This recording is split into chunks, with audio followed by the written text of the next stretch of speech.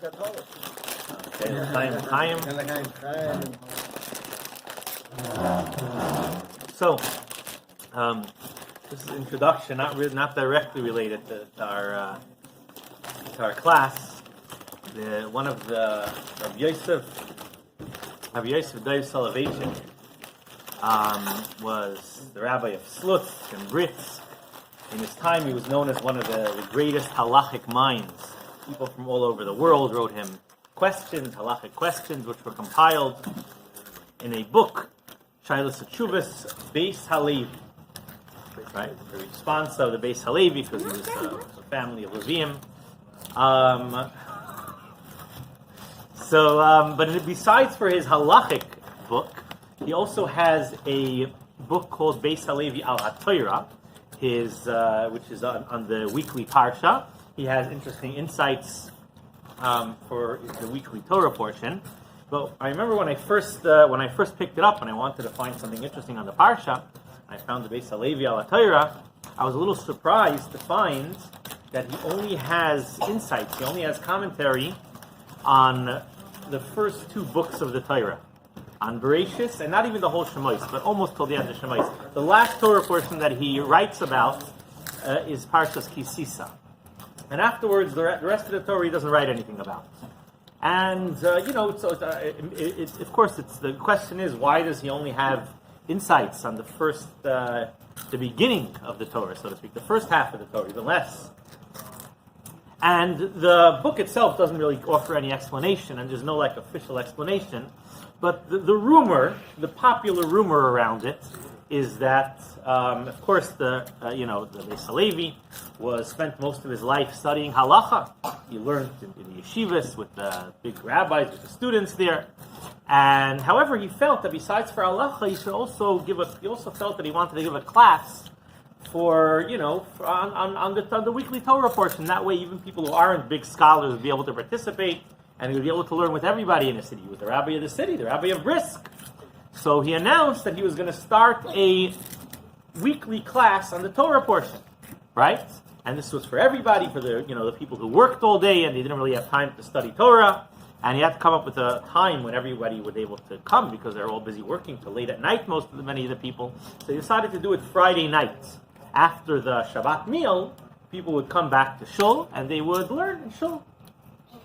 And they started it right after Simchat Torah, right at the beginning, Parshas Bereshis. And of course, at the beginning, everybody was very excited, everybody came. And as time went on, as the winter went on, the Shabbatim started to come in earlier and earlier, so it became easier for people to come. There was more time, and more people came. And a few months went by, and then slowly the Shabbat started to get later and later. And it became slightly more difficult for people to come. So over the next couple of months, at the end of the winter, less and less people came. Until 1 week was all the way at the end of the winter, the Beis Halevi showed up in Shul, and there was nobody there. He had no choice, he had to cancel the class. So that's why they only have half of the first half of the Torah.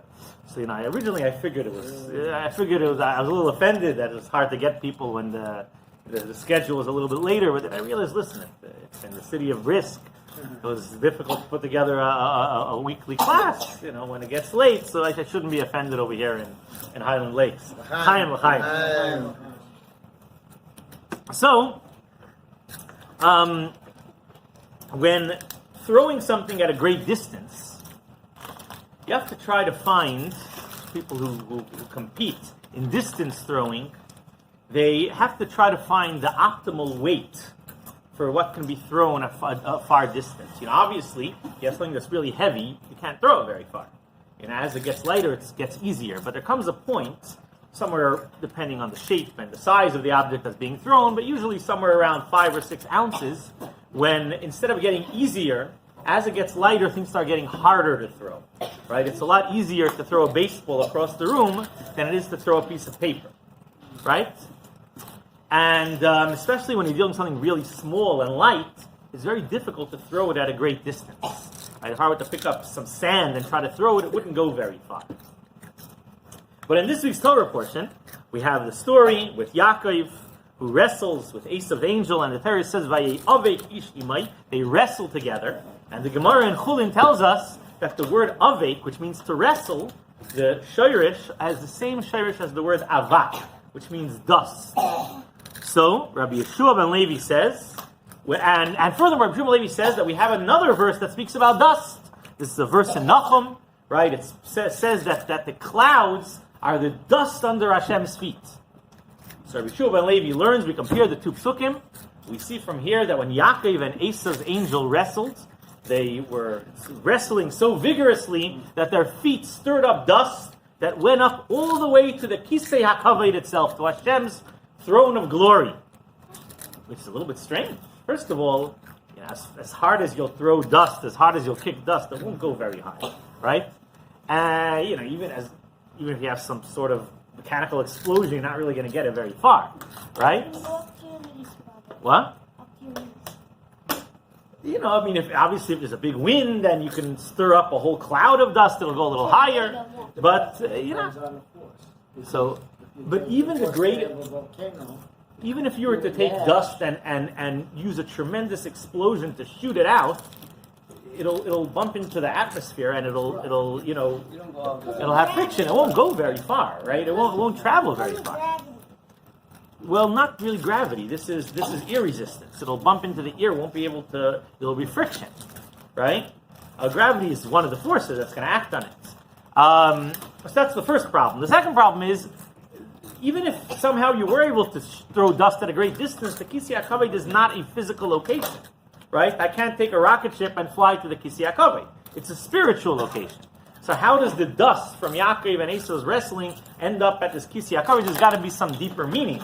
It's got to be referred to a spiritual location of the dust, and what's the connection?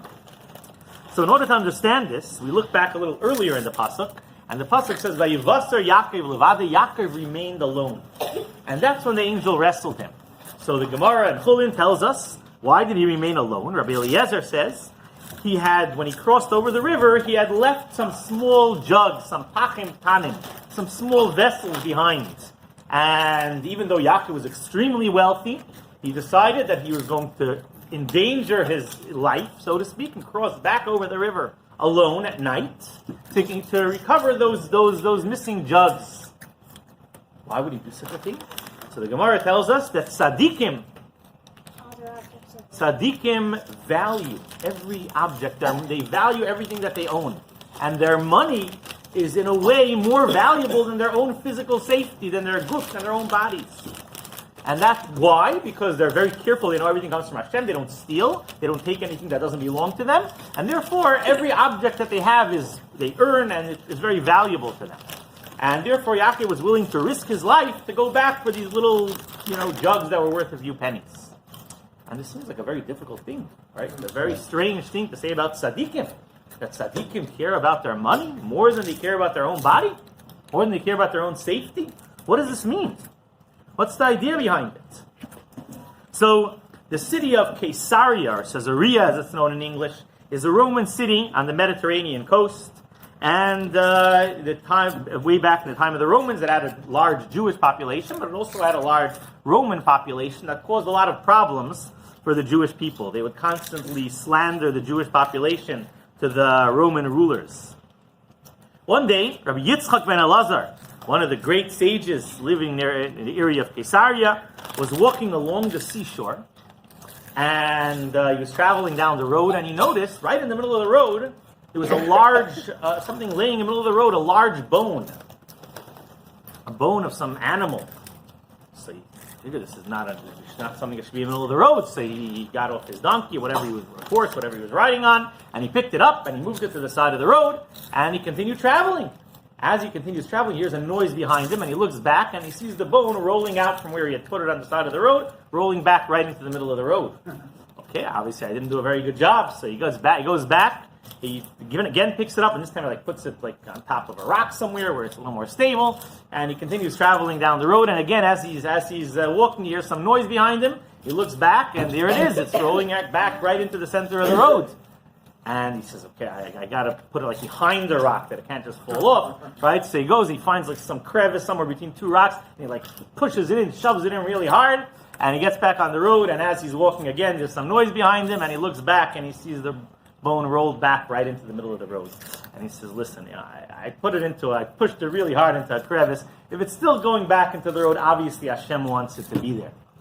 Right? I don't know why Hashem wants it to be there, but I'm not gonna touch it. I'm just gonna wait around and see what's going on. So he pulls off to the side of the road to watch, and a couple of minutes later, he hears loud hoofbeats in the distance. This horse is racing down the road, and as the horse gets closer, he sees it's a Roman messenger, a Roman courier who is traveling.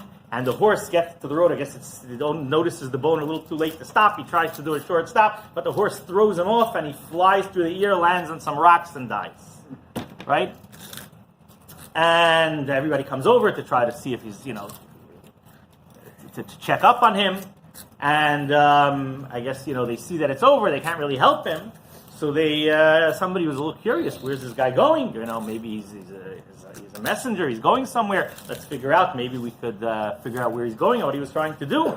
And they open up his bag and they find that there was a decree from the Roman emperor against the Jewish community in Caesarea, and he was on the way to deliver the message. And of course, they made sure the message never got to its intended destination, and they bribed some officials in Rome to make sure that the message wouldn't be sent again.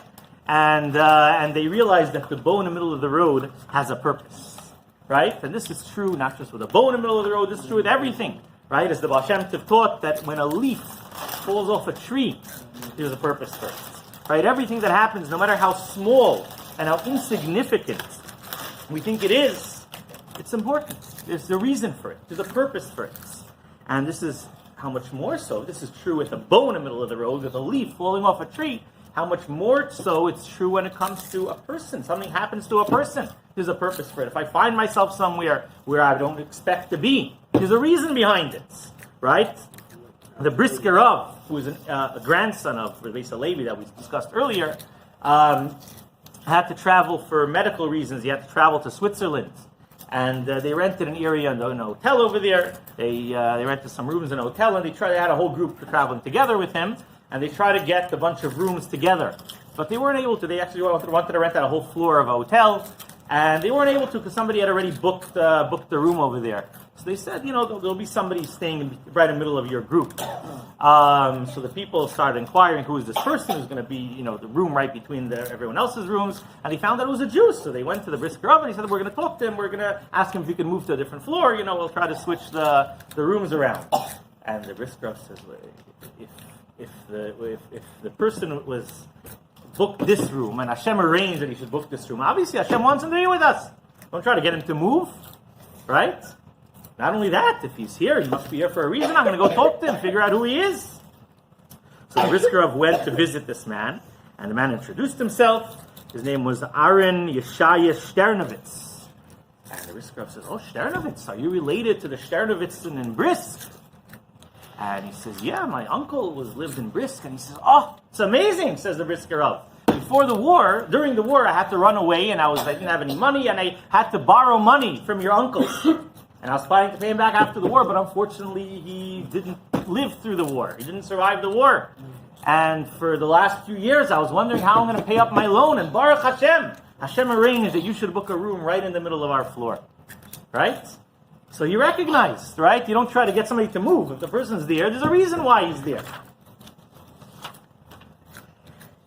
And this is not only true with something that happens to the person himself, but it's true when it happens to a person's possessions. If a person has something, there's a reason why he has it. In the 1950s, there was a wealthy Jewish businessman in Romania who made linens. He made very expensive, top-of-the-line linens that he sold to kings and nobility, right? There was, thread counts that he had over there. I'm not sure what how to measure expensive linens, but he had like the highest quality, most expensive linens he would sell. And he figured, in addition to selling to all the local nobles and wealthy people, he wants to give kavod to the Torah. So he went to visit the Skolena Rebbe. He went to visit the Skolena Rebbe, Rabbi Eliezer Zuzia, Portugal, who lived in Bucharest at the time, and he brought the Rebbe the most comfortable, most expensive, top of the line linens for his bed, right? and he brought the Rebbe the gift. And a few weeks later, he was visiting the city again. He was visiting Bucharest, and he decided he wants to see his linens on the Rebbe's bed. Right? What a big schus! His linens on the Rebbe's bed. So he went to the Rebbe's house, and he kind of pushed his way in. I don't know if they even let him in, but he kind of pushed his way in. He went right to the Rebbe's bedroom, and he looks at the bed, and guess what? The fancy, expensive linens aren't there. The Rebbe has, a simple set of bed sheets. And he's furious. I gave the Rebbe a gift, the most comfortable, best, sheets and linens, and the Rebbe, what does the Rebbe do? The Rebbe went and sold it, and what does the Rebbe do with my linens? So he went to the Rebbe and he demanded an explanation. And the Rebbe says, well, a couple of days after you brought the gift, a poor orphan came, and they were making a wedding, and they needed money for the wedding, and I didn't have any money I had a little money, but I didn't have much money to give them, so I went and I took the expensive linens, and I gave it to them, and I told them to sell it for the wedding. To get money for the wedding. And the guy was furious. How dare you? I gave it to you as a gift. How can you do such a thing? And the Rebbe says, I'm sorry, I didn't realize you would be so upset about this. Can you please forgive me? And he says, absolutely not. I'm not forgiving you. So he says, please forgive me. I didn't realize it would upset you. So he says, okay, I'll forgive you on one condition. I'm going to bring you a new set of linens, and this time you have to promise me that no matter who comes to you, those linens will stay in your bed. And the Rebbe says, I'm sorry, I can't make such a promise. I can't make such a promise, right? If I have a expensive set of sheets in my house, and a poor person comes and they need money, then the only reason I have these sheets is to give it to them. I can't make a promise that I'm not going to give it away. If Hashem gave me those linens, there's a reason for it. It's not that I should sleep a little more comfortably, right? I'm not going to notice how many thread count my sheets have, right? That's not why I have it. I have it for a reason. I'm supposed to do a mitzvah with it. I'm supposed to do something good with it, right? So if Hashem gives us something, we recognize that He gave it us for a reason. The Zohar tells us that Rabbi Yitzchak was once walking, and a poor man approached him, a poor hungry man, and he said, I'm hungry. Can you give me some bread? And Rabbi Yitzchak reached into his pocket, and he had nothing. He didn't even have the smallest coin, a penny. He didn't even have a penny. He had a half penny coin. He had a half a ma coin. And it wasn't really enough to buy anything. So he apologized to the man. He said, I would love to get you some food, but I have a half a penny. Right? So the poor man says, great, I also have a half a penny. Right? My half a penny is not enough to buy anything, but when we put our two halves together, right? We have it. So he says, wonderful. I was wondering why I have a half a ma. Now I know. Right? It's to help you. So he gave him the thing. The guy went and bought some bread. That night, the Zohar tells us, Rabbi Yitzchak went to sleep and he had a dream. In the dream, he found himself drowning in the sea. And he looked up. He was trying to find someone to wait to save himself. Right? And he looks up and he sees his teacher, Reb Shimon Bar Yochai, came to save him. And Shimon Bar Yochai is standing, he's standing at the edge of the water, reaching out his hand to try to grab him. And he stretches out his hand to grab Reb Shimon Bar Yochai, but he can't reach him. And he's stretching and desperately trying to go closer, but he can't reach Reb Shimon Bar Yochai. At that moment, the poor man that he helped appears flying through the water, and he grabs Reb Shimon Bar Yochai's hand, he grabs Reb Yitzchak's hand, and he pulls them together. Right? And he says, it's a half a penny. But that half a penny has a purpose. Right? That half a penny has a reason why you have that half a penny. And this, says the Sefer Ber Yosef, was what the Gemara means when it says that a tzaddik values everything that he has. And even he is willing to endanger his life over a little jug. It's not because he wants to be a little wealthier, have a few extra pennies. It's because he recognizes that every penny, every half a penny that he has was given to him by Hashem. He didn't steal it. It was given to him by Hashem for a reason. He's supposed to accomplish something with that half a penny. He's supposed to accomplish something with that jug. And if it means he has to cross over the river alone at night to get those jugs, he's going to do that because he realizes that there's a reason why Hashem gave this to him. And a person who has that attitude, right, everything in his life is for a purpose. Right? His whole life is in service of Hashem. And this is where the angel of Esav comes in. And at that moment, the angel of Esav appears and he says, what are you talking about? These jugs? You came over with these little jugs?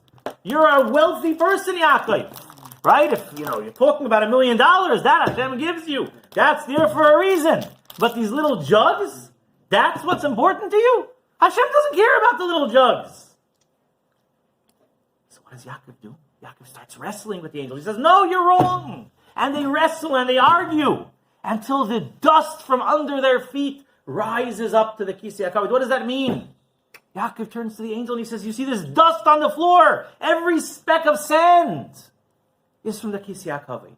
Every grain of sand on the floor is being controlled by Hashem and is here for a reason. And to conclude, the final story.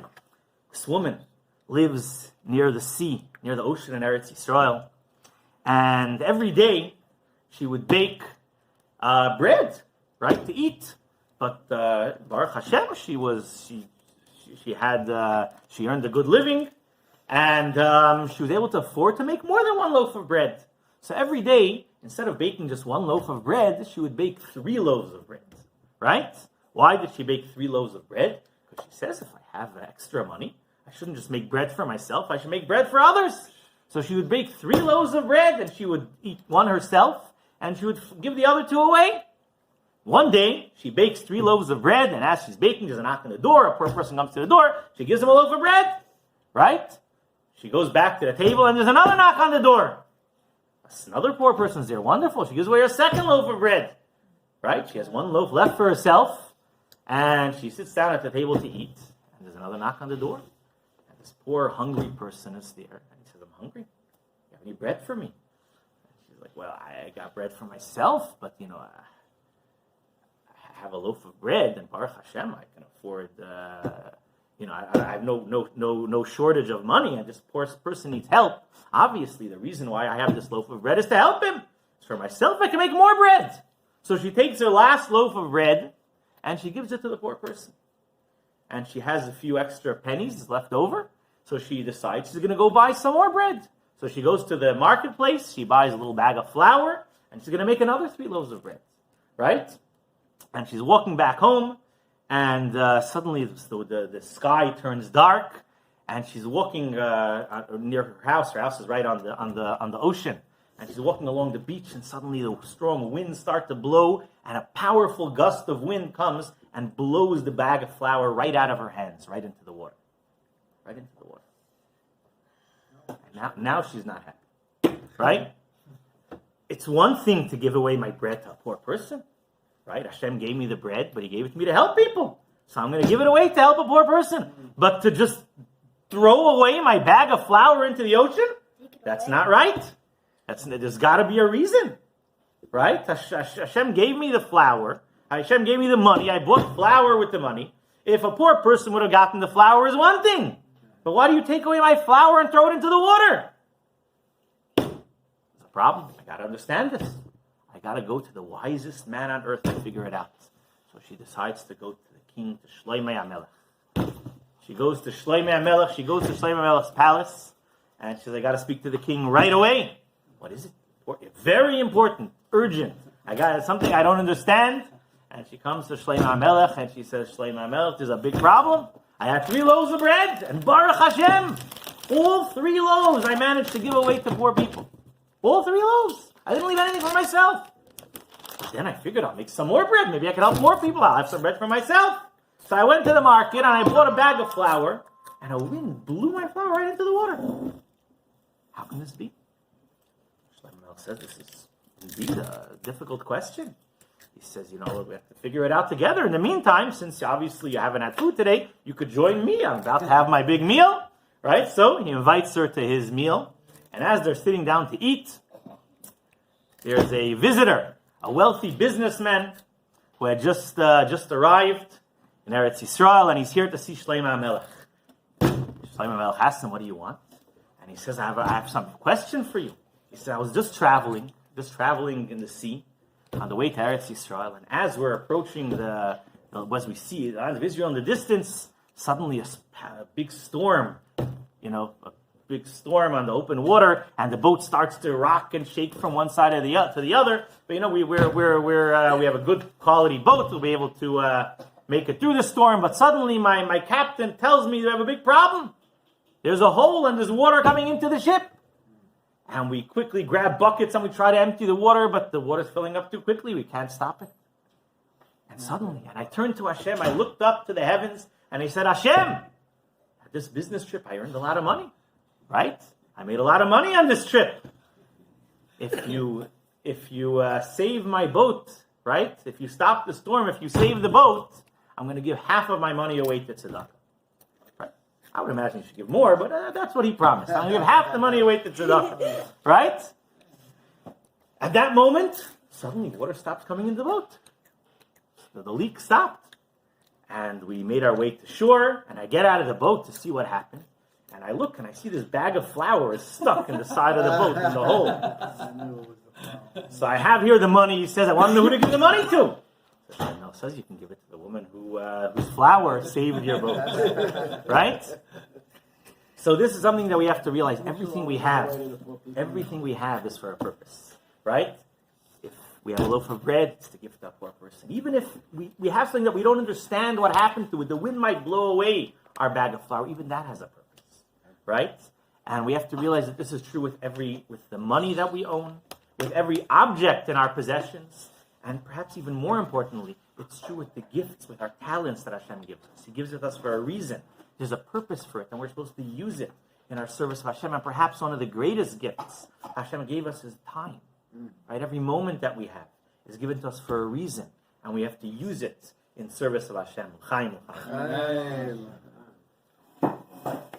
So it was not